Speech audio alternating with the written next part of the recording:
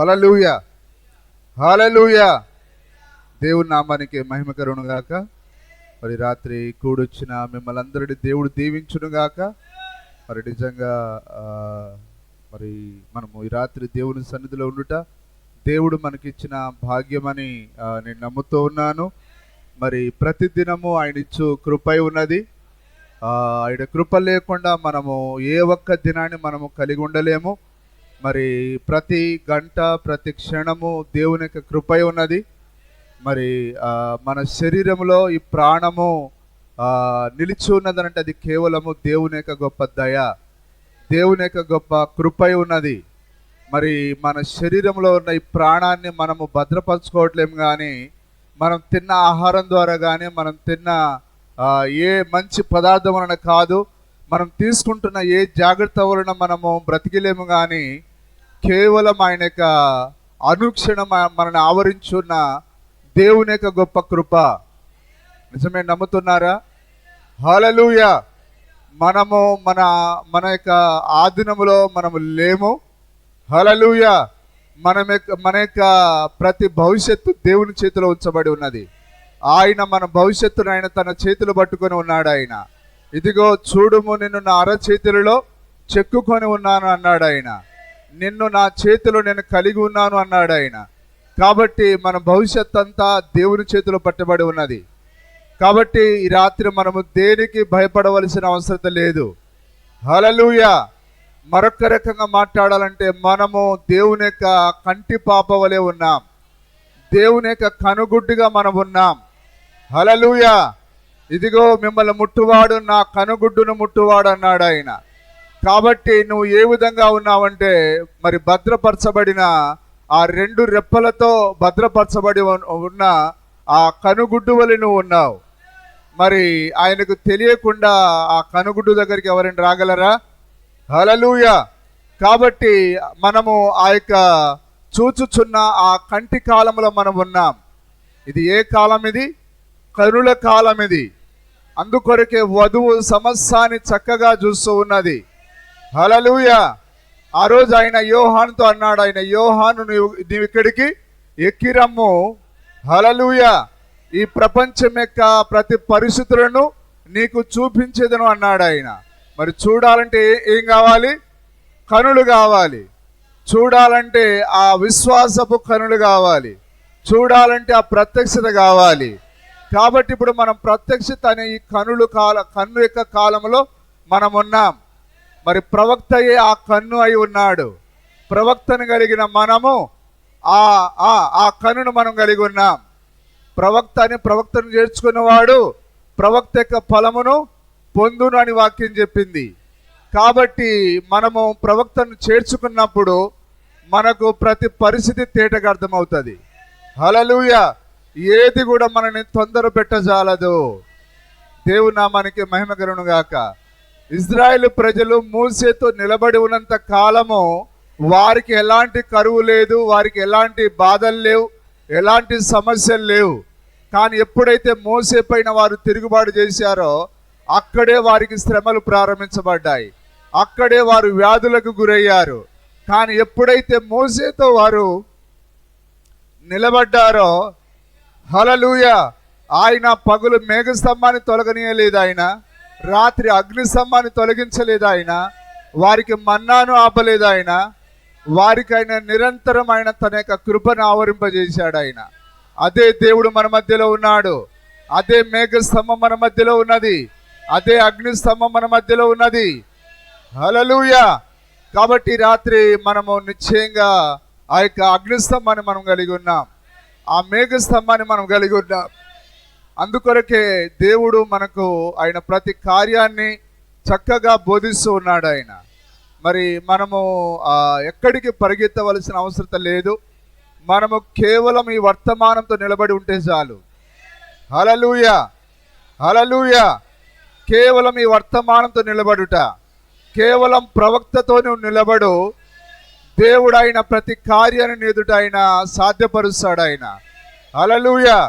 ఆ రోజు మోసేతో అన్నాడు ఆయన, ఆ మోసే ప్రజలతో అన్నాడు, మీరేమి నన్ను తొందర పెట్టకండి, ఎర్ర సముద్రాన్ని చూసి భయపడకండి, కేవలం దేవుని కార్యాలను ఊరక నిలబడి చూడమన్నాడు ఆయన. కేవలం మీరు నిలబడి చూడండి దేవుడు చేసే కార్యాలు. హల్లెలూయా. నిజమేనా? మనకు బలమైన దేవుడు ఉన్నాడు. మనకు ఆయన రెక్కల నీడ మనకున్నది. మనకు ఏ కార్యాలు కూడా తొందర పెట్టవు. ఎందుకంటే మనం విశ్రాంతిలో ఉన్నాం. హల్లెలూయా. మనము ప్రతి పనుల నుండి మనం విశ్రాంతి పొంది ఉన్నాం. హల్లెలూయా. నిజమేనా? ఇప్పుడు మనం ఎక్కడ కూర్చుండబడి ఉన్నాం? పరలోకంలో మనం కూర్చుండబడి ఉన్నాం. పరలోకంలో ఉన్న వ్యక్తిని ఏ కార్యాలైనా తొందర పెడతాయా? ఏ పని కూడా తొందర పెట్టదు. కానీ రాత్రి ఇంకా వర్తమానంలో ఉండేవారు నానా రకాలైన పనులతో తొందరపాటు కలిగి ఉన్నారు. అయితే అందుకొరకే దేవుడు ఒక ఆశ్రయపురమును ఏర్పాటు చేశాడు ఆయన. ఆ ఆశ్రయపురం ఈ వర్తమానమే. ఈ వర్తమానాన్ని నీవు పేరు చెప్పుకుంటే నీకు ఏ ప్రయోజనం లేదు. కానీ నువ్వు నిజంగానే నీ అంతటా నువ్వే దాంట్లో ప్రవేశించాలి. హల్లెలూయా. మరి కలలో ప్రవేశిస్తే ప్రయోజనం లేదు. మరి నేను అనుకుంటున్నాను అందులోనే ఉన్నానని.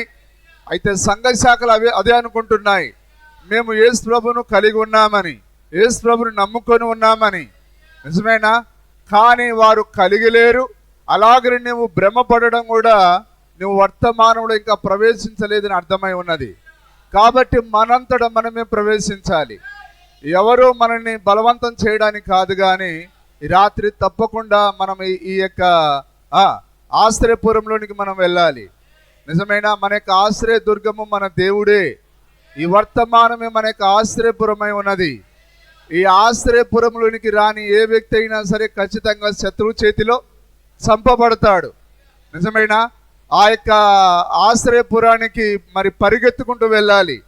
నడుచుకుంటూ వెళ్తే నువ్వు తప్పకుండా శత్రువు చేతిలో దెబ్బతింటావు, చనిపోతావు. కాబట్టి ఆ యొక్క శత్రువు నుంచి తప్పించుకొని ఆ వ్యక్తి వడివడిగా పరిగెత్తాలి. నిజమైన వాక్యంలో ఉందా? పాత నిబంధనలు అది ఉందా? హల్లెలూయా. మరి యెహోషువ ఆశ్రయపురాలను ఏర్పాటు చేసి ఉన్నాడు. మన యెహోషువ ఎవరో కాదు, కానీ ఆయనయే పరిశుద్ధాత్మ ఉన్నాడు.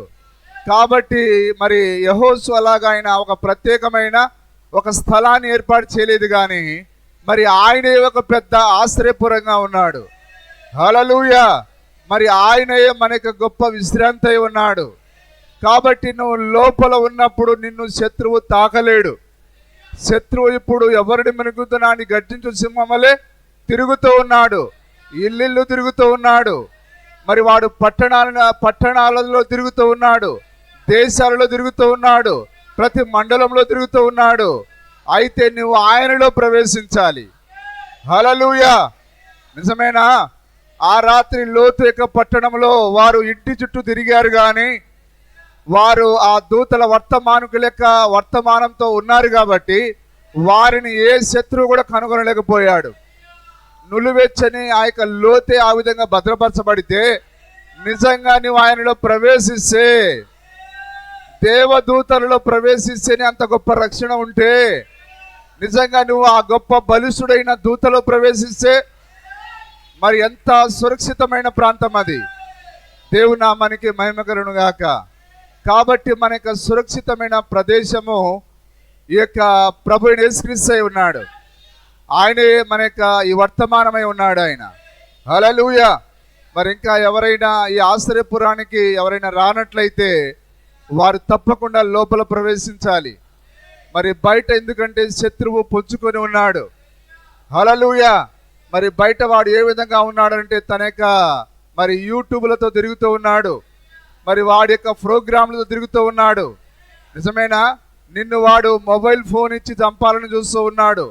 స్త్రీలకైతే వాడు కత్తెరనిస్తూ ఉన్నాడు. ఇదిగో నా దగ్గర ఉన్న కత్తెరను వాడండి. హల్లెలూయా. అది మరణమేనా? స్త్రీ జుట్టు పైన కత్తెర పెట్టడం అది మరణమై ఉన్నది. ఆమె ముఖానికి ఆ యొక్క రంగులు పూసుకోవడం అది మరణమై ఉన్నది. కాబట్టి సాతానుడు అంటే నిజంగా ఏదో మరి మన పైన తాటాకు బాంబులో అణుబాంబులో ఏడు, కానీ వాడు చక్కగా మనని అలంకరింపజేస్తాడు. లోకాన్ని ఇది మంచిదిగా చూపిస్తాడు.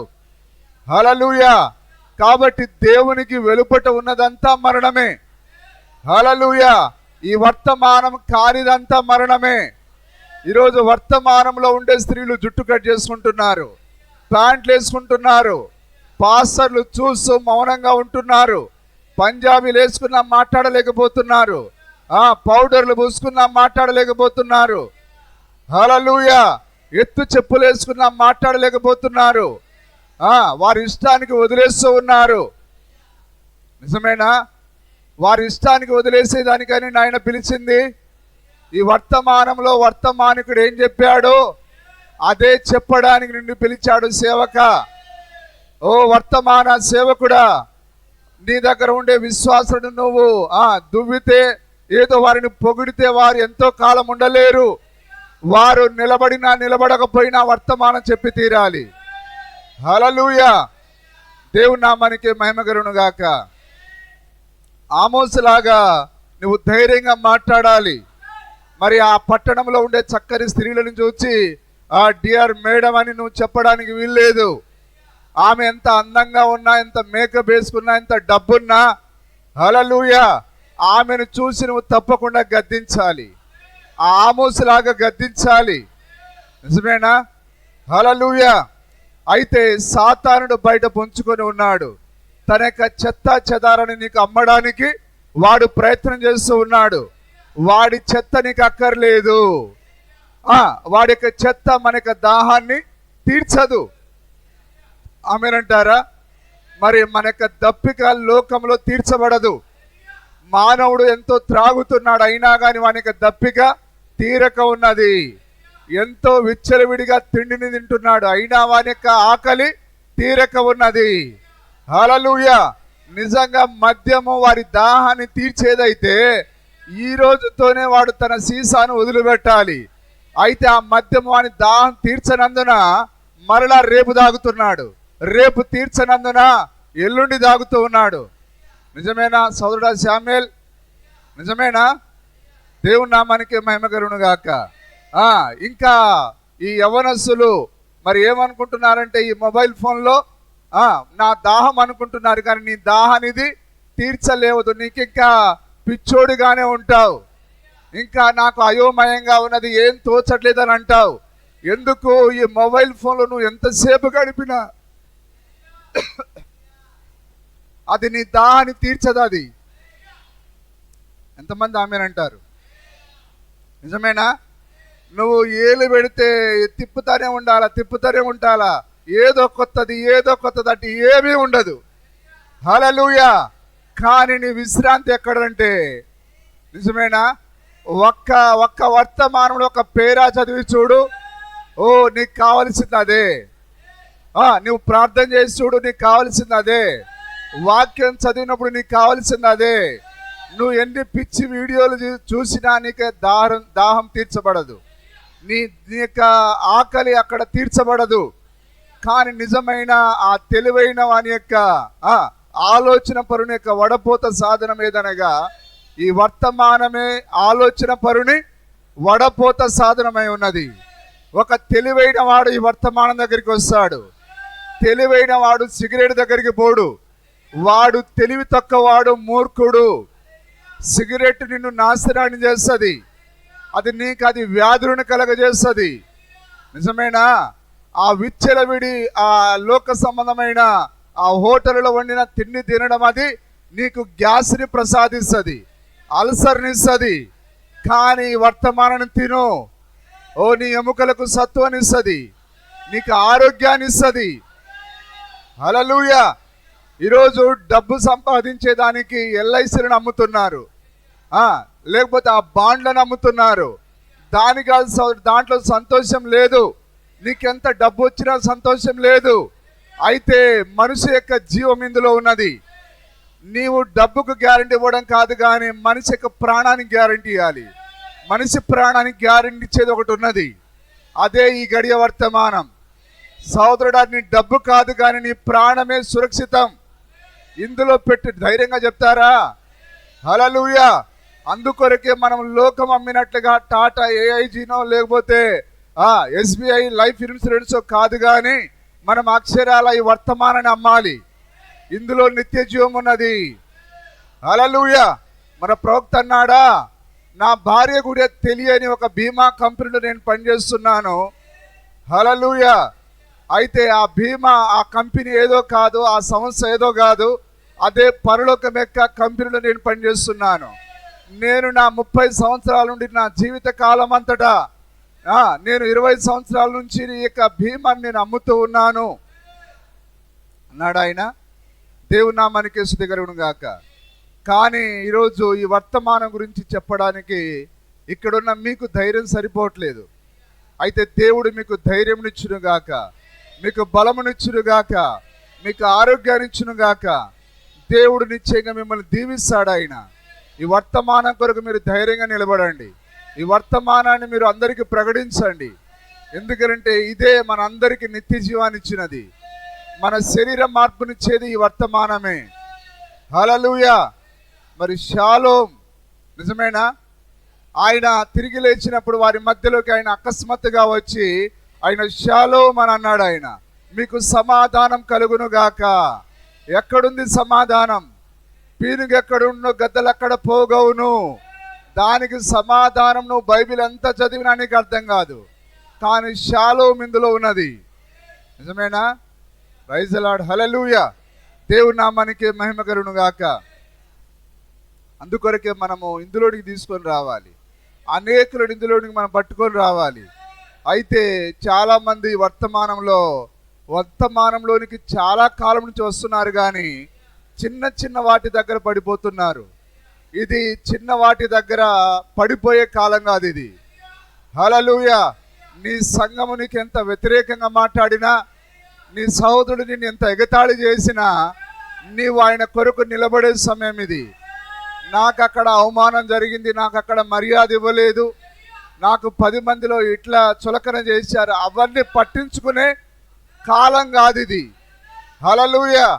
వెనకున్న వాటిని మరిచి ఆ ముందున్న నిత్య జీవం కొరకై పరిగెత్తుట కొరకు మనం ముందుకు వెళ్ళాలి. చిన్న చిన్న వాటిని మనం అస్సలు పట్టించుకోవద్దు. శత్రువు మనకు అవన్నీ మన ముందు ఉంచుతాడు, అయితే మనం వాటిని చూసి ఆగిపోకూడదు. అవన్నీ, ఆ చిన్న కార్యాలన్నీ శత్రువు మన ముందు విసురుతూ ఉన్నాడు, వాటికి మనం ఏమాత్రము పడిపోకూడదు. దేవుని నామానికి స్తుతి కలుగును గాక. కాబట్టి ప్రియమైన సోదరి సోదరులారా, ఈ యొక్క సాతానుడు వేసే చిన్న చిన్న కార్యాలను మీరు తగిలి పడిపోకూడదని దేవుడు ఆయన తన యొక్క కృపాహస్తాన్ని అందిస్తూ ఉన్నాడు. మనం ఆయన హస్తాన్ని పట్టుకొని మనం ముందుకే కొనసాగాలి. ఇది ఏ చిన్న కార్యాలను పట్టించుకునే సమయం కాదు ఇది. నిజమేనా? దేవుని నామానికి స్తుతి కలుగును గాక. మరి బైబిల్లో నుంచి మనం చాలా కార్యాలు వింటున్నాం. మరి చాలా సందర్భాల్లో మనం బలపరచబడినట్టుగానే కనిపిస్తున్నాం, కానీ ఆ ఒత్తిడి వచ్చినప్పుడు, శ్రమ వచ్చినప్పుడు తేలిపోతున్నాం.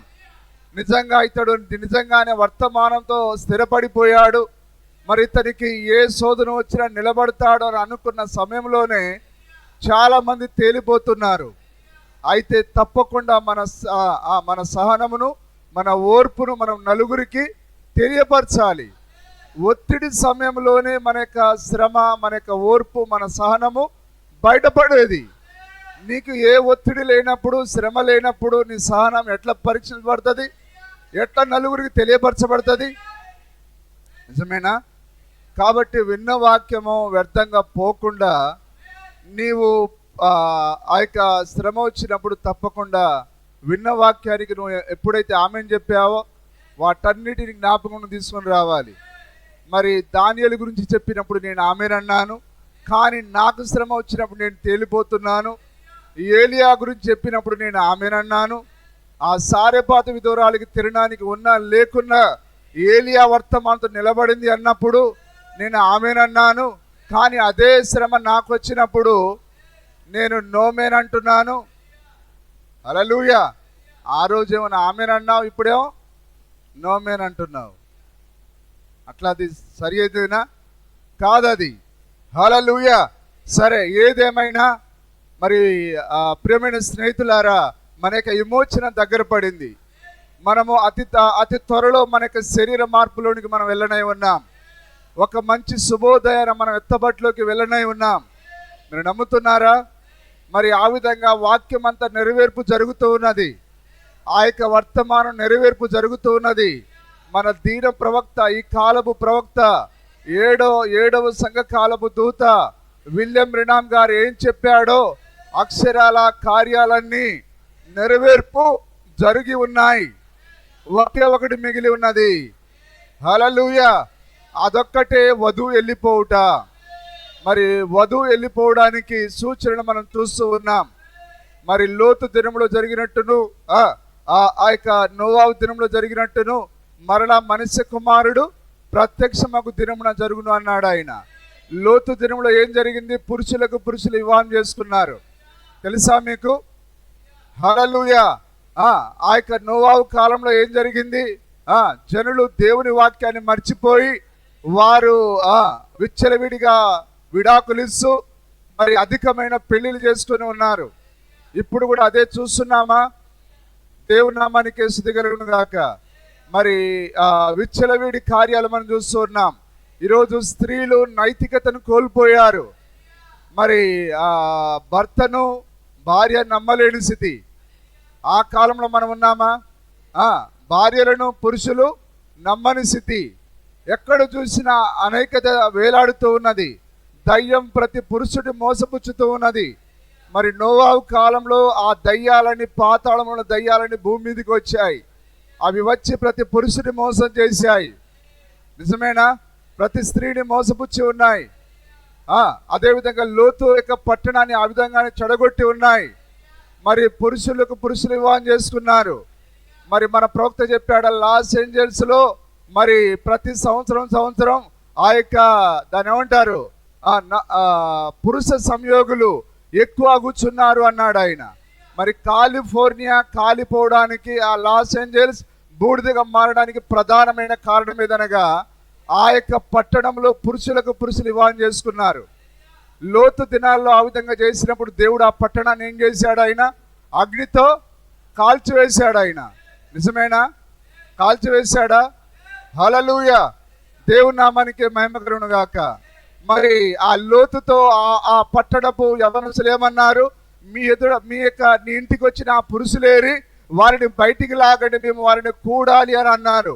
వారితో మేము పాపమును చేయాలని అంటే అప్పుడు లోతు అన్నాడు, సోదరులారా, ఇంతటి పాతకానికి మీరు ఒడికట్టొద్దు. నిజమేనా? ఎంత హేయమైన కార్యాలు లోతు పట్టణంలో జరిగి ఉన్నాయి. దాన్ని దేవుడు సహించలేక ఆయనే దిగి వచ్చాడు. ఇప్పుడు ఆయనే దిగి వచ్చి ఉన్నాడు ఇక్కడ. ఆ యొక్క అమెరికాను ఆ యొక్క అగ్ని చేతికి ఆయన అప్పగించి ఉన్నాడు. ఆ యొక్క లాస్ ఏంజల్స్లో హేయమైన కార్యాలు జరిగి ఉన్నాయి. మీకు కావాలంటే యూట్యూబ్లో ఒకవేళ నన్ను తప్పుపట్టాలంటే, ఒకవేళ నిజంగా మీకు చదువు వస్తే సెర్చ్ చేయండి. లాస్ ఏంజల్స్లో ఎంతమంది పురుష సంయోగులు ఉన్నారు. దాని కొరకే దేవుడు దాన్ని కాల్చి ఉన్నాడు ఆయన. దాంట్లో ఎన్నో హేయమైన కార్యాలు జరిగి ఉన్నాయి. మరి ప్రపంచ నలుమూల నుంచి అమెరికాకు ఎక్కువ మంది వెళ్తూ ఉంటారు.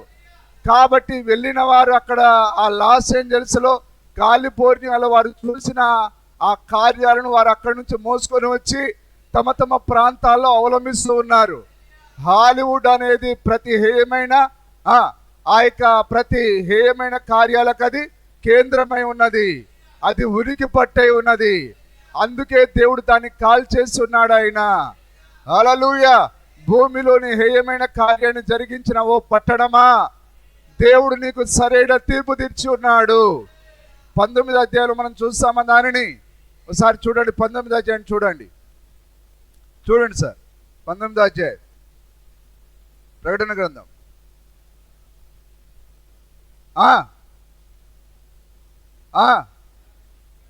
ఇలాగు చెప్పగా వింటిని, ప్రభువును స్తుతించుడి, రక్షణ మహిమ ప్రభావములు మన దేవునికే చెల్లును. మన దేవునికే చెల్లును. హల్లెలూయా. తీర్పులు సత్యములను న్యాయములనై ఉన్నవి. కూలరాన్ చేయండి. ఆయన తీర్పులు సత్యములను. కారణం లేకుండా ఆయన లాస్ ఏంజల్స్ ని కాల్ చేశాడా? కారణం లేకుండా కాలిఫోర్నియాని కాల్ చేశాడా ఆయన? అందులో ఎన్నో హేయమైన కార్యాలు, ఎన్నో రోత కార్యాలు జరిగాయి. అందుకొరకే దేవుని యొక్క తీర్పు అది సత్యము, న్యాయమై ఉన్నది. నిజమేనా? ఆయన నిజమైన న్యాయాధిపతి. ఆయన నిజమైన దేవుడు ఆయన. తన వ్యభిచారముతో భూలోకమును చెరిపిన గ్లోరీ టు లార్డ్, హల్లెలూయా. మరి మన ప్రవక్త అన్నాడా మరి భూమిని ఆ యొక్క హాలీవుడ్ మరి చెరిచి ఉన్నదని. దేవుని నామానికి మహిమకరుడు గాక. తన వ్యభిచారముతో భూలోకమును చెరిపిన గొప్ప వేశ్యకు ఆయన తీర్పు తీర్చాడా? ఉన్నారా? తీర్పు జరిగిందా లేదా? స్త్రీలారా, ఇప్పటికైనా ప్రార్థన చేయడం నేర్చుకోండి. వారేదో పాపులు, వారే చచ్చారు, మాకేం కాదనుకుంటున్నారా? ప్రార్థన చేయకపోతే మీకు కూడా అదే గతి. తప్పకుండా ఆ సమయాన్ని మొబైల్ ఫోన్లో వేస్ట్ చేయడం మానేసి తప్పకుండా మీ ఆత్మీయ జీవితాన్ని బాగు చేసుకోండి. ఆ రోజు యేసుక్రీస్తు అన్నాడా, ఆ దేవాలయం కింద పడి చచ్చిన వారేమో పాపులు అనుకుంటున్నారా? మీరుడు మారు మనసు పొందకపోతే మీరుడు అలాగనే చేస్తారన్నాడు ఆయన. కాబట్టి వారికి జరిగింది నా దాకా రాదనుకుంటున్నారేమో. కాబట్టి ప్రియమైన సహోదరులారా, తప్పకుండా పట్టణంలో జరుగుతున్న ఏమైనా కృత్యాల కొరకు మీరే ప్రార్థన చేయాలి. మీపైన ఆయన బాధ్యత పెట్టాడు. ఆయన నాకేం బాధ్యత లేదు, 3 పూటల పుష్టిగా తిని డొల్లుతానంటే కుదరదు. తప్పకుండా ప్రార్థన చేయాలి. అది ప్రతి ఒక్కరి బాధ్యత. అది హల్లెలూయా. ఎంతమంది ఆమేనంటారు? వాక్యమేనా అది? భూలోకమును చెరిపిన గొప్ప వేశ్యకు ఆయన తీర్పు తీర్చి తన దాసుల రక్తమును బట్టి దానికి ప్రతిదండన చేసెను. హల్లెలూయా. దేవుని నామానికి మహిమ కలుగును గాక. ఇప్పుడు ప్రపంచాన్ని ఈ హాలీవుడ్ ఏం చేసింది? తన వ్యభిచారంతో చెరిపేసింది. కాబట్టి దేవుడు దాన్ని ఏం చేశాడు? దాని అగ్నికి ఆయన ఆహుతి చేశాడు. ఆయన దాన్ని అగ్నితో కాల్చేశాడు. ఆయన ఆ రోజు ఆ లోతు పట్టణాన్ని కాల్చేశాడు. ఆయన సొదొమ గొమొర్రాని కాల్చేశాడు. ఆయన దేవుడు పాపిని ప్రేమిస్తాడు గాని ఆయన పాపాన్ని సహించాడు. ఆయన హల్లెలూయా. కుమారుడా, నువ్వు పాపం చేసావు గాని ఇదిగో ఇక నుంచి నువ్వు చేయవద్దని అంటాడు ఆయన. ఆ రోజు వ్యభిచారంలో పట్టబడిన స్త్రీని ఆయన, బిడ్డ నువ్వు చేసినా పర్వాలేదు, నేను ఉన్నాను నీకు అని అనలేదు ఆయన. కుమారి ఇక నుంచి నువ్వు చేయవద్దు అన్నాడు ఆయన. నిజమేనా? హల్లెలూయా. మరి ఆ యొక్క లాస్ ఏంజల్స్ కి ఆయన దెబ్బ కొట్టి ఉన్నాడనంటే మిగతా వారు ఇప్పుడు సర్దుకోవాలి. మీ ప్రార్థనా జీవితాన్ని మెరుగుపరుచుకోవాలి. మీ ఆత్మీయ జీవితాన్ని మెరుగుపరుచుకోవాలి. మునుపటిలాగా మెల్లగా ఉండే కాలం కాదు ఇది. ఎందుకంటే ఒక శుభోదయాన మనం వెళ్ళనే ఉన్నాం. మన శరీర మార్పు జరగాలంటే ఖచ్చితంగా మనము ప్రార్థన చేస్తూ ఉండాలి, కనిపెడుతూ ఉండాలి. బుద్ధిగల కన్యక ఏం చేసింది? ఆమె కునికి నిద్రించలేదు. ఆమె ఏం చేసింది? ఆమె హల్లెలూయా. ఆమె మెలకువ కలిగి ఉన్నది. మెలకువ అనగా దాని అర్థం ఏంటిది? ప్రార్థన. అదే ప్రార్థన, అదే నువ్వు వాక్యాన్ని చదువుట, అదే దేవుని పని కొరకు నువ్వు కనిపెట్టుట, ఆయన రాకడ కొరకు కనిపెట్టుట. దేవుని నామానికి స్తుతి కలుగును గాక. కానీ బుద్ధి లేని కన్యక ఏమనుకున్నదంటే ఆయన ఇప్పుడే రాడు, ఆయన ఇంకా కొద్దిసేపు పడుకుంటాను, ఇంకా కొద్దిసేపు నేను లోకంతో గడుపుతాను, ఇంకా ఆయన ఇప్పుడే రాడు ఆయన అనుకున్నది ఆమె. కానీ పెళ్లి కుమారుడు ఆలస్యం చేయగా బుద్ధి లేని కన్యకలు కునికి నిద్రించారు. కానీ బుద్ధి గల కన్యక ఏం చేసింది? చెప్పండి, ఏం చేసింది ఆమె? హల్లెలూయా. ఆయన ఎంత తొందరగా వచ్చినా లేటుగా వచ్చినా వారికి అనవసరం. వారికి ఇవ్వబడిన వర్తమానంతో వారు మెలుకోగలిగి ఉన్నారు. నిజమేనా? దేవుని నామానికి స్తుతి కలుగును గాక. హల్లెలూయా. కాబట్టి దేవుడు ఇప్పుడు ఆయన తన న్యాయమైన తీర్పునైనా అమెరికాకి ఇచ్చున్నాడు ఆయన. కాబట్టి దేవుని యొక్క మరి ఉగ్రత అనేది అది న్యాయమైనది. అది ఆ రోజు నోవాహు కాలంలో అది న్యాయమైనది. నిజమేనా? స్త్రీలు పురుషులు విచ్చలవిడిగా తమ యొక్క లైంగిక కార్యాలతో మరి భూమిని చెరిచివేసినప్పుడు దేవుడు నా ఆత్మ నరులతో ఎల్లప్పుడూ వాదించదు అన్నాడు ఆయన. ప్రతిసారి నాశనం అనేది దాని వలనే జరుగుతూ ఉన్నది. ఏదైనా తోటలో దాని వల్లే జరిగింది, నోవాహు కాలంలో దాని వల్లే జరిగింది, లోతు దినంలో అదే జరిగింది. ఇప్పుడు కూడా మనం కళ్ళారా చూస్తూ ఉన్నాం. ఆ యొక్క లాస్ ఏంజల్స్ లో ఎలాంటి హేయమైన కార్యాలు జరిగాయి, ఆ కాలిఫోర్నియాలో ఎలాంటి హేయమైన కార్యాలు జరిగాయి. దానికి ప్రవక్త అన్నాడు, ఓ లాస్ ఏంజల్స్, దేవుడు నిన్ను శిక్షించకపోతే దేవుడు ఆ రోజు శిక్షించిన ఆ సొదొమ గొమొర్రా పట్టణపు ప్రజలను తిరిగి లేపి నన్ను క్షమించమని క్షమాపణ అడగవలసి ఉంటుంది. అయితే దేవుడు తన యొక్క వాక్య విషయంలో ఎన్నడూ ఆయన పశ్చాత్తాప పడడు. ఆయన ఆ రోజు ఆయన ఏ పాపానికి శిక్ష విధించాడో ఈ రోజు ఆయన అదే పాపానికి శిక్ష వేశాడు. ఆయన దేవుడు నిన్న నేడు నిరంతరం ఏకరీతిగా ఉన్నాడు. ఈ రోజు ఆయన ఏకరీతిగా ఉన్నాడు. ఆయన మార్పు లేని దేవుడు. ఆయన హల్లెలూయా. దేవుని నామానికే స్తుతి మహిమ కలుగును గాక. మీరందరూ నమ్ముతున్నారా? మరి అదే ప్రకారంగా ఆది కాండము 13వ అధ్యాయం 13వ వచనం. ఆది కాండము 13వ అధ్యాయం 13వ వచనం. సొదొమ మనుషులు దుష్టులను యెహోవా దృష్టికి బహు పాపులునై ఉండిరి. యెహోవా దృష్టికి బహు పాపులునై ఉండిరి. హల్లెలూయా. అందుకే మోడ్రన్ సొదొమ గొమొర్రా ఎవరది? అదే లాస్ ఏంజల్స్, అదే కాలిఫోర్నియా. కాబట్టి ఆ రోజు ఆ ప్రాచీన సొదొమ గొమొర్రాని నాశనం చేసినప్పుడు ఈరోజు ఆయన దీన్ని కూడా నాశనం చేయాలి. ఆయన బహు దుష్టులు. హల్లెలూయా. ఎట్లాంటి దుష్టులు అంటే మరి వారు దేవుని యొక్క ఆశీర్వాదాన్ని పొందుకొని మాకు దేవుడు అక్కరలేదు అన్నారు. వారికి ఏం కావాలి? సుఖభోగాలు కావాలి, వారికి ఆ వ్యభిచారపు రొచ్చు కావాలి, వారికి త్రాగుడు కావాలి, వారికి విలాసవంతమైన కార్లు కావాలి, విలాసవంతమైన భవనాలు కావాలి. కానీ వారికి దేవుడు అక్కర్లేదట. అసలు దేవుడితోనే మాకు పని లేదన్నారు. దేవుడు కేవలం ఒక జీరో అన్నారు. కానీ వారే ఒకరోజు జీరో అయ్యారు. నిజమేనా? దేవుని నామానికి స్తుతి కలుగును గాక. ఏ మూర్ఖుడు, ఏ పాపాత్ముడు దేవుణ్ణి జీరోను చేయలేడు. ఆయనే ఎల్లప్పుడూ హీరో అయి ఉన్నాడు. ఆయనే ప్రపంచం యొక్క ఆధిపతి అయి ఉన్నాడు. ఆధిపత్యం ఆయనదే.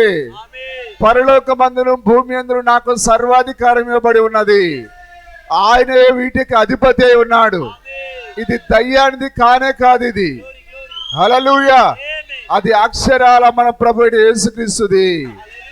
కాబట్టి వారు మాట్లాడిన 48 గంటలు ముగించక ముందే ఏ నోర్లైతే మాట్లాడి ఉన్నాయో ఆ నోర్లు మూయబడి ఉన్నాయి. హల్లెలూయా. దేవుని నామానికి స్తుతి కలుగును గాక. నిజమేనా?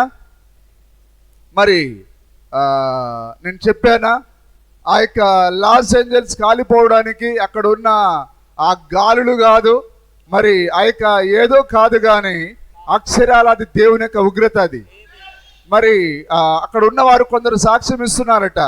ఆ అగ్ని ఏ విధంగానంటే ఒక మనిషి వలె అది పరిగెట్టుకొని వస్తున్నదట. హల్లెలూయా. మరి ఒక పెద్ద ఆయన సాక్ష్యం ఇస్తున్నాడు. మరి ఆ అగ్ని, ఆ జ్వాలలు అంటున్నాయట, మీరు దీనిని ఆపలేరు, పక్కకు జరగండి అన్నట్టుగా ఉన్నాయట అవి. దేవుని నామానికి స్తుతి కలుగును గాక. మీరు ఎన్ని నీళ్లు పోసినా మీ నీళ్లతో ఆరిపోయే అగ్ని జ్వాలలు కావివి.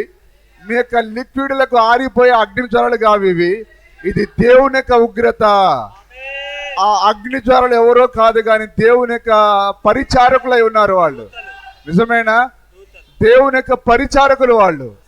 నీవు వాటిపైన ఎన్ని నీళ్లు పోసినా వాటిని నువ్వు ఆర్పలేవు. అది దేవుని యొక్క ఉగ్రత. అది మన దేశంలో ఉన్న ఎవరైనా దినకరన్ గారు కూడా మరి ఆయన ప్రవక్త యొక్క పరిచయను కళ్ళారా చూసిన వాడు. ఆయన కూడా సాక్ష్యం ఇచ్చి ఉన్నాడు. మరి ఎందుకంటే పాతకాలపు వారికి విల్యం ఎవరో తెలుసు. నిజమేనా? మరి పాతకాలపు ఫరోలకు యేసేపు యొక్క శక్తి ఏంటిదో, యేసేపు యొక్క దేవుడు ఎవరో తెలుసు. కానీ రోజులు గతిస్తా కొలది ఆ మోడ్రనీగం వచ్చేసరికి కొత్త ఫరోలు వచ్చారు. ఆ యేసేపు ఎవరో వాడికి తెలియదు, ఆ యొక్క యాకోబు ప్రజలు ఎవరో వాడికి తెలియదు. కాబట్టి వాడు ఏం చేశాడు? దేవుని బిడ్డలను హింసించడం ప్రారంభించాడు. అలాగని ఈరోజు ఉన్న ఈ పిల్లకాయలందరూ, ఈ వాక్యం తెలియని ఫరోలు, పిల్ల ఫరోలు, ఆ విలియం రెనాం గురించి తెలుసుకోక ఈ వర్తమానం పైన దాడి చేస్తూ ఉన్నారు. సరే, వారు దాని కొరకే నియమించబడ్డారు. దేవుని నామానికి మహిమ కలుగును గాక. మరి చూడండి, ఆ యొక్క పట్టణానికి ఆయన తీర్పు తీర్చున్నాడు. ఆయన అందుకొరకే ఇప్పుడు మనం సంతోషంగా దేవుని మహిమపరచాలి. అదేనా ఆ యొక్క 19వ అధ్యాయంలో ఆయన మాట్లాడేది. 1-2 వచనాలు మళ్ళీ చదవండి. 1-2 వచనాలు. అటు తరువాత బహుజనుల శబ్దము వంటి గొప్ప స్వరము పరలోకమందు ఇలాగు చెప్పగా వింటిని ప్రభువును స్తుతించుడి. స్తుతిద్దామా మరి? ఎందుకు? ఆయన యొక్క తీర్పు సత్యమైనది. ఆయన వచ్చే సమయం ఆసనమైనది. ఇప్పుడు వధువు సంతోషంగా ఉండాలి, ఆనందంగా ఉండాలి. ఆమె ఆయన కార్యాలతో ఆమె ఎల్లప్పుడూ సంతోషంగా ఉండాలి. రక్షణ మహిమ ప్రభావములు మన దేవునికే చెల్లును. ఆయన తీర్పులు సత్యములను న్యాయములునై ఉన్నవి. తన వ్యభిచారముతో భూలోకమును చెరిపిన గొప్ప వేశ్యకు ఆయన తీర్పు తీర్చి తన దాసుల రక్తమును బట్టి దానికి ప్రతిదండన చేసెను. హల్లెలూయా. దేవుని నామానికి మహిమ కలుగును గాక. అందరూ గ్రహిస్తున్నారా వాక్యాన్ని? మరి ఎంత చక్కగా దేవుని యొక్క వాక్యం మాట్లాడుతున్నది. సరే, ఆ తర్వాతగా మనం ప్రకటన గ్రంథం 13వ అధ్యాయం చూద్దాం. 13వ అధ్యాయం. భూనివాసులందరూ అనగా జగదుత్పత్తి మొదలుకొని వధింపబడి ఉన్న గొర్రెపిల్ల యొక్క జీవ గ్రంథమందు ఎవరి పేరు వ్రాయబడలేదో ఒకటి నుంచి సార్. మరియు 10 కొమ్ములను 7 తలలను గల యొక్క కోర మృగము సముద్రములో నుండి పైకి వచ్చుట చూచి తిని దాని కొమ్ముల మీద 10 కిరీటములను దాని తలల మీద దేవదూషణకరమైన పేర్లను ఉండెను. నేను చూచిన ఆ మృగము చిరుతపులిని పోలి ఉండెను.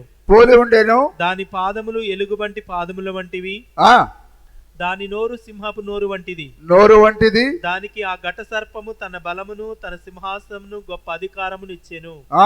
ఘట సర్పం అంటే దయ్యము. ఆమేన్ చెప్తారా?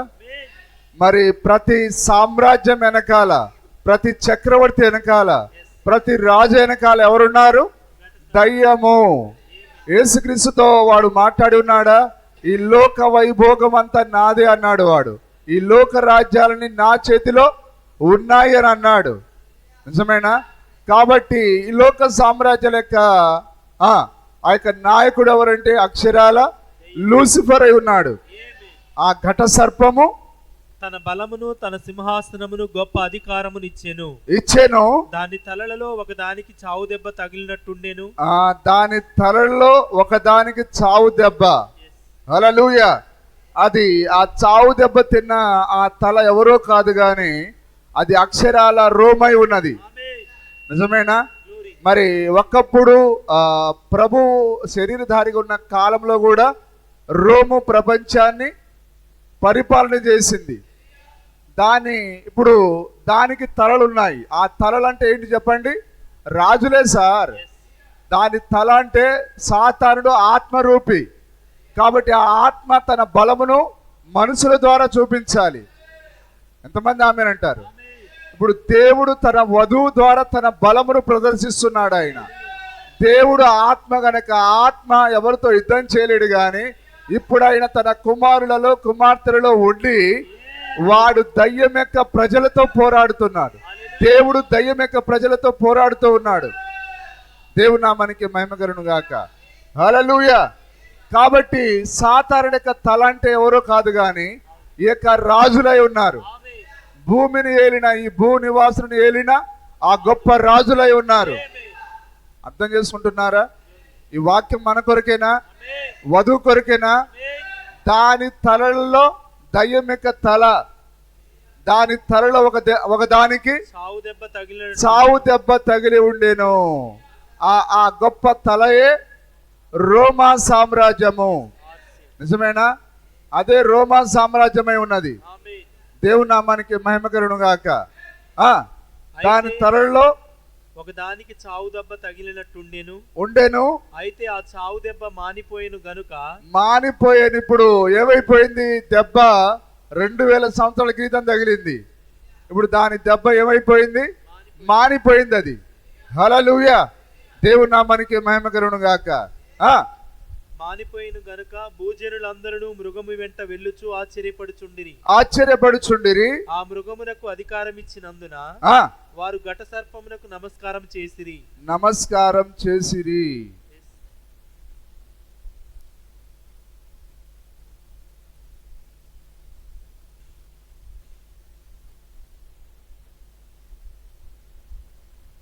సరే, నేను ఒక మాట చదివి మీకు వినిపిస్తాను.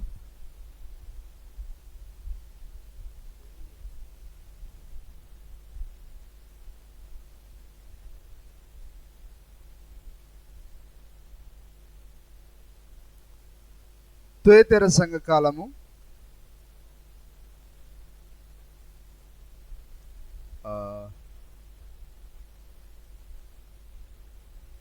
సాతాను వాని యొక్క సాతాన్య మతము రెండును ఈ మృగములలో ఉన్నవి. వింటున్నారా? సాతాను వాని యొక్క సాతాన్య మతము రెండును ఈ మృగములలో ఉన్నవి. ప్రకటన 14లో చావు దెబ్బ తిని మరలా బ్రతికిన క్రూర మృగము. చావు దెబ్బ తిన్నదా? ఎట్లాది ఆ యొక్క చక్రవర్తిగా ఈ ప్రపంచాన్ని ఏలిన రాజకీయ శక్తిగా అది చావు దెబ్బ తిన్నది. కానీ ఇప్పుడు అది మతపరంగా ఇప్పుడు అది బాగుపడి ఉన్నది. హల్లెలూయా. ఆ యొక్క తగిలిన చావు దెబ్బని ఆ అన్య రోము ఏమైపోయింది చెప్పండి? ఆ అన్య రోము పోపుల రోముగా మారింది, ఒక మత రోముగా మారింది అది. చూడండి, మరలా చావు దెబ్బతిని మరలా బ్రతికిన క్రూర మృగమును చూచాం. అది రాజరికపు అన్య రోము. అది బార్బేనుల ఊచకోతకు గురి అయి దాని చావు దెబ్బ తీసింది ఎవరు? బార్బేనులనే ఆ దేశము దానిని చావు దెబ్బ కొట్టి ఉన్నది. దాని దాని దాని దాని తరలో ఒక దానికి చావు దెబ్బ తగిలిందని ఉందా? హల్లెలూయా. అందువలన తాత్కాలికంగా దాని యొక్క శక్తిని కోల్పోయినది. ఇప్పుడు దయ్యానికి బలం లేకుండా పోయింది. దేవుని నామానికి మహిమ కలుగును గాక. కానీ పోపుల రోములో అది మరలా తన బలమును పుంజుకొనినది. అది రాజకీయంలో తన బలాన్ని పోగొట్టుకున్నది. మరలా పోపు ద్వారా ఆ బలాన్ని మరలా పుంజుకున్నది. దానిని మీరు చూచారా? అందరిని అణగదొక్కి పరిపాలించిన దేశము అన్నిటికంటే బలమగు దేశముగా తయారైనది. చూడండి, అందరిని అణగదొక్కింది ఒకప్పుడు. అయితే మధ్యలో అది చావు దెబ్బ తిన్నది. అయితే మరలా ఇప్పుడు అది బలమగు దేశంగా తయారైనది. కాబట్టి మనం ఇప్పుడు దేన్ని గమనించాలి? ఆ పోపుని గమనించాలి, ఆ వాటికన్ సిటీని గమనించాలి. ఈరోజు మనం తప్పకుండా హల్లెలూయా గమనించవలసిన ఆ దృశ్యాలు చూడండి. ఆ యొక్క అమెరికాను మనం గమనించాలి. ఆ గొర్రె పిల్ల వంటి 2 కొమ్ములు కలిగినది. అమెరికా గొర్రె పిల్ల కాదు, అమెరికా దున్నపోతు. అయితే దానికి గొర్రె పిల్ల వంటి 2 కొమ్ములు ఉన్నాయి. దేవుని నామానికి మహిమ కలుగును గాక. దున్నపోతుకు ఏ కొమ్ములు ఉన్నాయి? గొర్రె పిల్ల వంటి దున్నపోతులు కొమ్ములు లేవు, కానీ గొర్రె పిల్ల వంటి కొమ్ములు ఉన్నాయి. ఒకటి మత శక్తి, మతపు కొమ్ము, రెండోది రాజకీయపు కొమ్ము. ప్రైజ్ ది లార్డ్, హల్లెలూయా. మరి కార్యాలన్నీ అర్థం కావాలంటే మరి మనం బండేడు భోజనం చేయాల్సిన అవసరం లేదు. అయితే మనం ఆత్మవిషయంలోనికి రావాలి. ప్రైజ్ ది లార్డ్, హల్లెలూయా. చూడండి, మరలా తన బలమును పుంజుకొనినది. దానిని మీరు చూచారా? అందరిని అణగదొక్కి పరిపాలించిన దేశము అన్నిటికంటే బలమగు దేశంగా తయారైనది. కానీ చివరకు చావు దెబ్బ తిన్నది. ఏమైపోయింది? చివరికి చావు దెబ్బ తిన్నది. శారీరకంగా దాని యొక్క శక్తి పోయినది. సైన్యముల ద్వారా వశపరుచుకుని శక్తి పోయినది. హల్లెలూయా. ఇప్పుడు సైన్యం ద్వారా అది రాజ్యాలను జయించలేదు. అందుకొరకే వాడు మరొక రూపంలోనికి వెళ్ళాడు, మరో రూపంలోనికి మారాడు. రాజకీయ రూపంలో నుండి ఇప్పుడు మతపు రూపంలోనికి మారాడు. హల్లెలూయా. అందుకొరకే రాజకీయ నాయకులు తెల్ల సొక్క, మతపు నాయకులు తెల్ల సొక్క. అర్థం చేసుకుంటున్నారా? ఈరోజు సావులోరు తెల్లటి అంగేస్తారు, రాజకీయ నాయకులు తెల్లటి అంగేస్తారు. ఇప్పుడు ఆ తెలుపు తెల్లని గుర్రం మీద ప్రయాణం చేశాడా, వాడు రాజకీయంగా మతపరంగా తెలుపులో ఉన్నాడు. అందుకొరకే పోపుల వారు తెల్ల సొక్కే, రాజకీయ నాయకులు పెటపెటలాడే తెల్ల చొక్క. హల్లెలూయా. కాబట్టి తెల్ల చొక్క అనేది పరిశుద్ధతకు అది గుర్తు ఏమాత్రం కానే కాదు. అది దేవుని నామానికి స్తుతి కలుగును గాక. కానీ పోపుల రోములో అది మరలా తన బలమును కింది కదా శక్తి పోయినది, సైన్యముల ద్వారా వశపరుచుకుని శక్తి పోయినది. కానీ కాన్స్టాంట్ ఆధ్వర్యంలో అది మరలా జీవమును పుంజుకొనినది. పోపుల రోము సర్వ ప్రపంచమును గుప్పెట్లోకి తెచ్చుకొని ఉన్నది. పోపుల రోము ఇప్పుడు సర్వ ప్రపంచాన్ని తన గుప్పెట్లో. నిజమేనా? ఈరోజు గొప్ప మిలిటరీ వ్యవస్థ ఎవరికి ఉన్నదనంటే, చెప్పండి, నీ గ్రామ సర్పంచ్ ఎవడో నీకు తెలియకపోయినా బాధ లేదు. కానీ ఇప్పుడు వధువు తప్పకుండా శత్రువు యొక్క సైన్యాన్ని కనిపెట్టాలి. హల్లెలూయా. ఈరోజు పోప్ యొక్క సైనికులు ప్రతి దేశంలో ఉన్నారు. ఎవరు చెప్పండి? పోప్ యొక్క సైనికులు. ఆ దేశంలో ఉండే క్యాథలికులు ఎక్కడెక్కడ ఉన్నారు? అన్ని దేశాల్లో ఉన్నారు. ఎక్కువగా యవ్వన జనాభా క్యాథలికులకే ఉన్నారు. క్యాథలికులు యుద్ధము ఆ యొక్క పోపు పిలుపునిచ్చాడనుకోండి, మీరెవ్వరు కత్తి పట్టొద్దు, యుద్ధం చేయవద్దు, వాళ్ళే చేసుకుంటారు, మనకు సంబంధం లేదంటే ఒక్క క్యాథలిక్ కూడా ముందుకు అడుగు వేయడు. ఎందుకంటే అట్లాంటి ఆధిపత్యాన్ని పోపు కలిగి ఉన్నాడు. హల్లెలూయా. అందుకొరకే క్యాథలికులకు ఎవరి మాట ఆజ్ఞ? దేవుని మాట కాదు, పోపు యొక్క మాట వారికి శిరస వహించుట ఉన్నది. వారికి పోపు యొక్క మాటయే ఆజ్ఞ ఉన్నది. హల్లెలూయా. మన ప్రవక్త చెప్పాడు, పోపుకు ప్రపంచంలోని అన్ని దేశాల గొప్ప సైనిక శక్తి ఉందన్నాడు ఆయన. వారే క్యాథలికులై ఉన్నారు.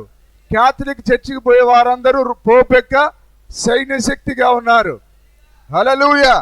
మరి వారు పోపు కనుక పిలుపునిచ్చాడనుకోండి, మీరందరూ కలిసి పోరాడాలంటే ఖచ్చితంగా ప్రతి క్యాథలిక్ ముందుకొస్తాడు. పోపు కనుక మీరు మౌనంగా ఉండాలంటే వారందరూ మౌనంగా ఉంటారు. నిజమైన మన ప్రవక్త చెప్పాడా, ప్రపంచంలో కఠినమైన సైనిక శక్తి కేవలం రోమీలదే. అందుకొరకే వారు ప్రభుకి కఠినమైన శిక్షను విధించారు, కొరడాలతో హింసించి ఉన్నారు. అలాంటి శిక్షలు ఏ దేశంలో ఉండవు, కానీ కేవలము రోమ్ దేశంలో మాత్రమే ఉంటది.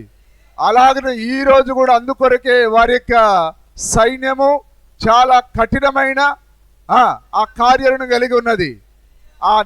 ఆ కఠోరమైన ఆ యొక్క మత సిద్ధాంతాలు, ఆ జపాలు చేయడం, ఆ పూజలు, ఆ బలి పూజ, అవన్నీ చాలా కఠినమైనవి.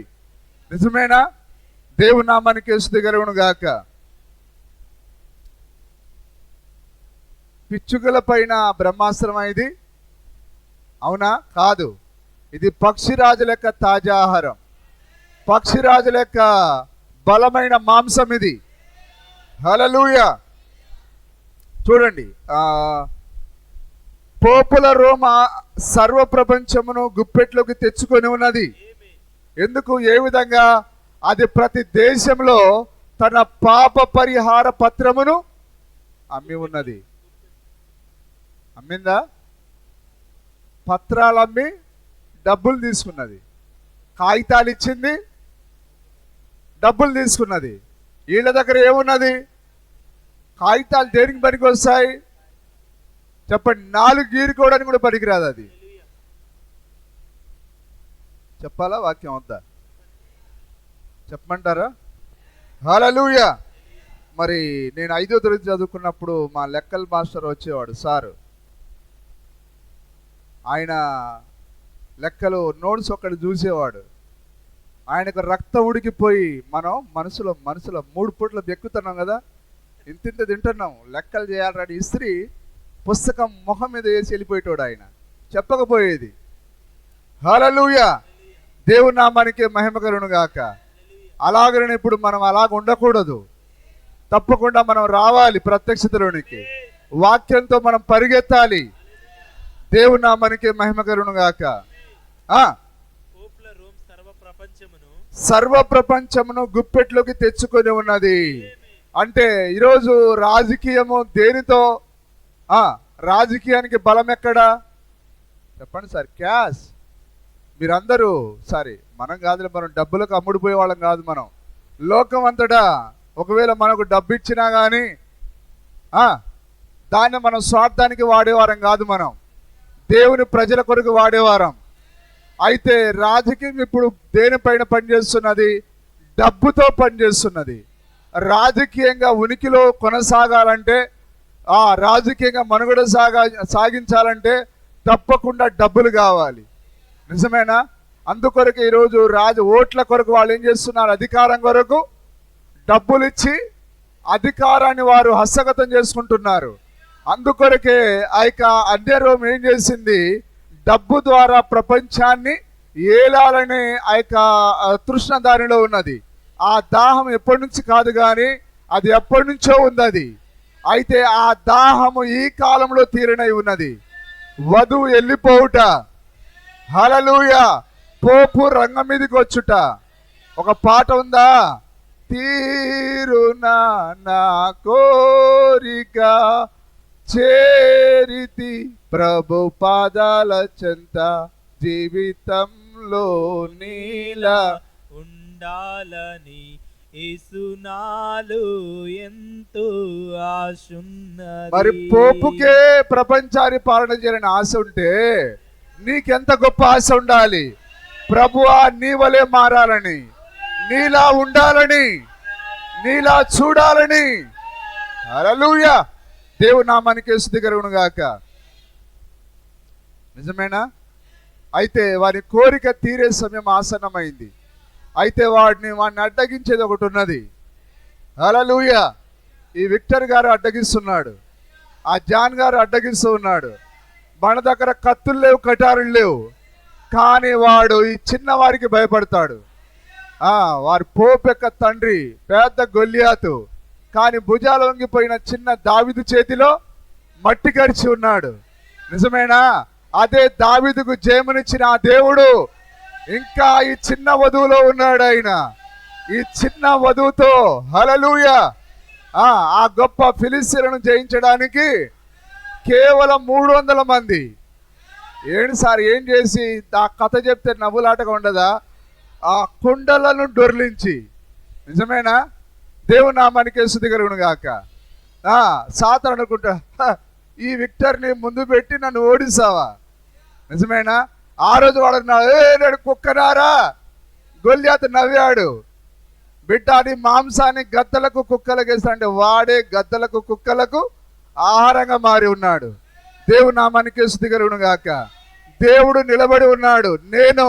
నేను వీరి వెనకాల ఉంటాను, సాతానా కాసుకో, ఇదిగో ఒక్కొక్కరిని మీదికి పంపిస్తున్నాను. హల్లెలూయా, దేవుని నామానికి మహిమ కలుగును గాక. వారిని పిలిచిన దేవుడు నమ్మకమైన వాడు గనక వారు ఆ సాతానును జయించుదురు అని బైబిల్లో రాయబడి ఉన్నది. నిజమేనా? మన యొక్క యుద్ధ వీరుడు ఎవరంటే సైన్యములకు అధిపతియగు గొప్ప యెహోవా, ఆయనే ప్రభువైన యేసుక్రీస్తు. నిజమేనా? సరే, చదివి నేను ముగిస్తాను. చూడండి, తెచ్చుకున్నది దాని యొక్క శక్తి తిరుగులేనిది, అది రాజులను వర్తకులను ఉపయోగించుకొనును. రాజులను వర్తకులను ఉపయోగించుకొనును. దాని యొక్క మరణకరమగు మత మరియు ఆర్థిక బలముతో ఈ డబ్బులో ఏముంది సార్? మరణం ఉన్నది. నిజమైన డబ్బులో మరణం ఉన్నది, కానీ వాక్యములో జీవం ఉన్నది. ఆది యందు వాక్యం ఉండేను, వాక్యములో జీవం ఉండేను, వాక్యమే వెలుగై ఉండేను. ఆ వాక్యము అందరిని వెలిగించడానికి వచ్చింది. ఆది యందు డబ్బు ఉండేనని బైబిల్లో లేదు. ఆది యందు ఏది లేదు సార్. ఆది యందు కేవలం దేవుడు ఒక్కడే ఉన్నాడు. కాబట్టి ఈరోజు నీకు కావాల్సింది ఒక్కటే, అదే వాక్యం నీకు కావాలి. వాక్యం లేకుండా నీ కుమారుడు రక్షింపబడలేడు. అవసరమైతే నీ కుమారుని ప్రవక్త బెల్ట్ తీసుకుని ఎట్లా కొట్టేవాడు? బెల్ట్ తీయాల, కుమారుని దండించాల ఖచ్చితంగా. దేని కొరకు? నువ్వు దువ్వడానికి నీకు ఇవ్వలే నీ బిడ్డలను, వాళ్ళను నువ్వు ఖచ్చితంగా గద్దించి తీరాలి. నాశనం అవుతావురా బిడ్డ, నా మాట వినరా అని చెప్పాలి. తల్లి చెప్పాలి, తండ్రి చెప్పాలి. ఇదిగో ప్రవక్త యవ్వన కాలంలో 20 సంవత్సరాలకైనా తన జీవితాన్ని దేవునికి సమర్పించుకున్నాడు. ఆయన 14 సంవత్సరాల వయసులో ఆయన కేక వేశాడు. ఆయన, ప్రభువా నన్ను పాతాళం నుంచి తప్పించు, నన్ను బ్రతికిస్తే నీ సేవ చేస్తాను. నిజమైన కేక వేశాడా? ఆ యొక్క పాతాళంలోకి వెళ్ళాడు ఆయన. ఆ 2 కాళ్ళు కాల్చి పేల్చివేయబడినప్పుడు ప్రభువా నాకు ఒక అవకాశం అని అడిగాడు ఆయన. కానీ ఈరోజు ఎవ్వరుడా, నీ తల్లి తండ్రి సంపాదించి పెడతా ఉంటే తిని శుభ్రంగా కొవ్వెక్కి మరి ఏమి చూడలేక కన్ను మిన్ను ఏం కనిపించట్లేదు నీకు. తప్పకుండా తల్లిదండ్రులు చెప్పండి, దేవుడు వారికి కావాలి. మీరు వారికి ఇవ్వాల్సింది మంచి శ్రేష్టమైన ఇల్లు కాదు, శ్రేష్టమైన విద్య కాదు. విద్య శ్రేష్టమైనది కాదండి. వారికి ఇవ్వాల్సింది దేవుని వాక్యం. వాక్యము వారికి మనం నేర్పించాలి. ప్రైజ్ ది లార్డ్, హల్లెలూయా. రేపు నువ్వు వారికి ఏమి ఇచ్చినా ఇవ్వకపోయినా అది పెద్ద లెక్కలోనికి రాదు. కానీ హల్లెలూయా, రేపు నీ కుమారుడు ఇక్కడ ఒకవేళ నీ పైన సణిగినా, రేపు ఈ వాక్యంతో కనుక వాడు నిలబడితే తండ్రి రేపు అంటాడు, వాడు కన్నీళ్ళ బాష్ప బిందువును కారుస్తూ, తండ్రి ఆ రోజు నువ్వు నన్ను దండించకపోతే, నన్ను నీవు హింసించకపోతే ఈరోజు నేను ఇంత మహోన్నతమైన ఈ స్థలములో నేను ఉండకపోయేవాడిని. ఆ రోజు నువ్వు నన్ను దండించడం ఎంతో మంచిది అని నీ మెడ పైన పడి ఏడుస్తాడు వాడు. అది గొప్పది. దేవుని నామానికి స్తుతి కలుగును గాక. హల్లెలూయా. ఏం చేస్తానండి, మా ఇంటి పక్కన వాళ్ళు పెద్ద పెద్ద చదువులు చదివిస్తున్నారు, అందుకే అప్పో సప్పో చేసి చెయ్యి, అప్పో సప్పో చేయి, రేపు ఊరేసుకొని జావు.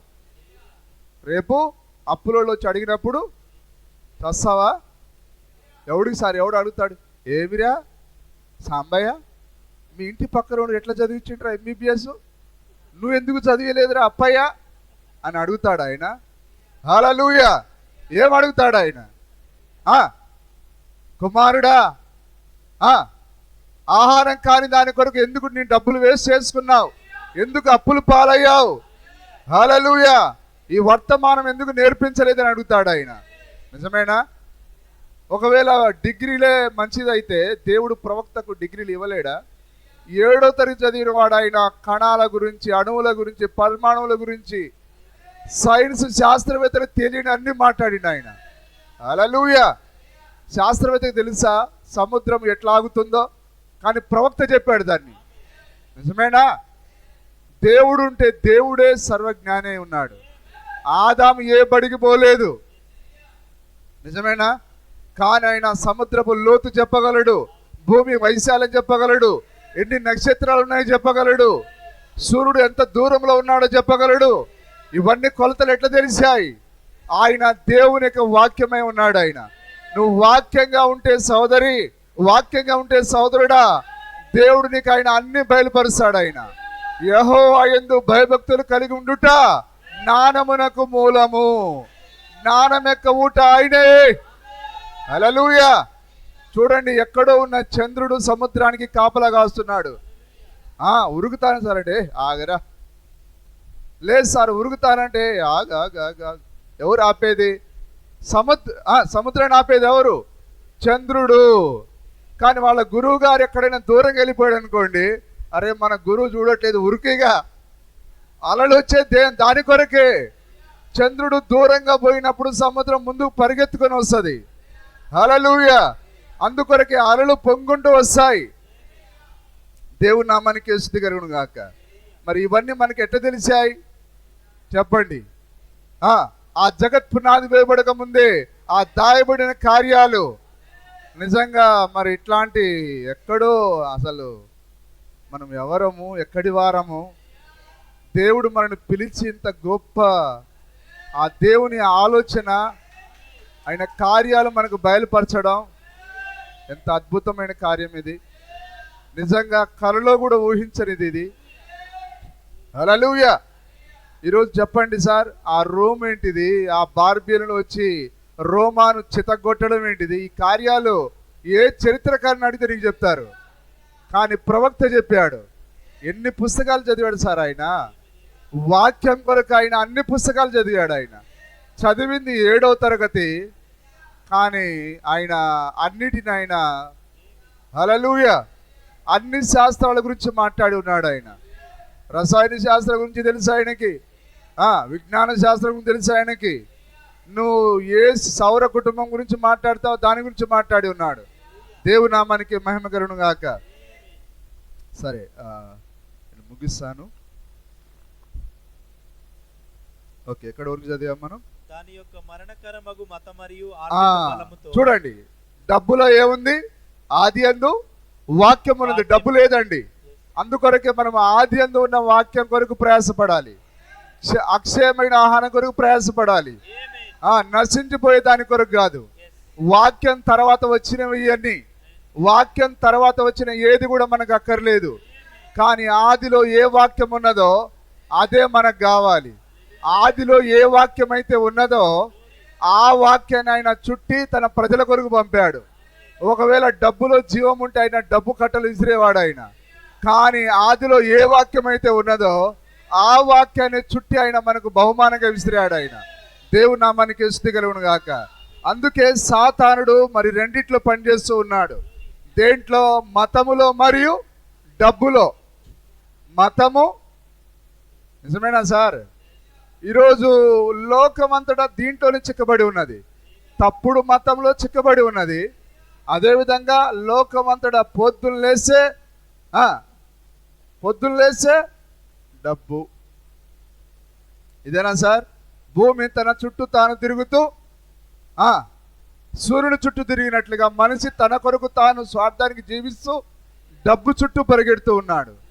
కానీ ప్రవక్త అంటున్నాడు, దయ్యం యొక్క మరణం అటివి. అది తన 2 చేతులలో 2 పాత్రలు పట్టుకొని ఉన్నది. ఒక చేతిలో మతము, మరొక చేతిలో డబ్బును పట్టుకొని ఉన్నది. నిజమేనా? మతం కొరకు పనిచేసేవాడు చేస్తాడు, డబ్బు కొరకు పనిచేసేవాడు చేస్తాడు. కానీ మూడోది ఒకటి ఉన్నది, అదే దేవుని యొక్క వాక్యము. దాని కొరకు జీవించేవాడు ఎల్లప్పుడూ బ్రతుకుతాడు.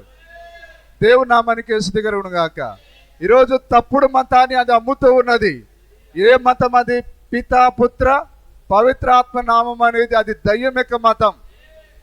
పగులు ప్రభురాత్రి భోజనం తీసుకోవడం, పగులు రొట్టె ద్రాక్షరం తీసుకోవడం, అది దయ్యం యొక్క మతం. అది హల్లెలూయా. స్త్రీలు ప్రసంగాలు చేయడం, అది దయ్యం యొక్క మతం. అది ఇక్కడ మనం చూస్తున్నామా? చదవండి. ఆర్థిక బలముతో ఈ ప్రస్తుత యుగపు దేవతగా పరిపాలన చేయుచున్నది. అది ఘట సర్పముగా కన్ననయున్న మగ శిశువును మృంగవలెనని కనిపెట్టుచున్నది.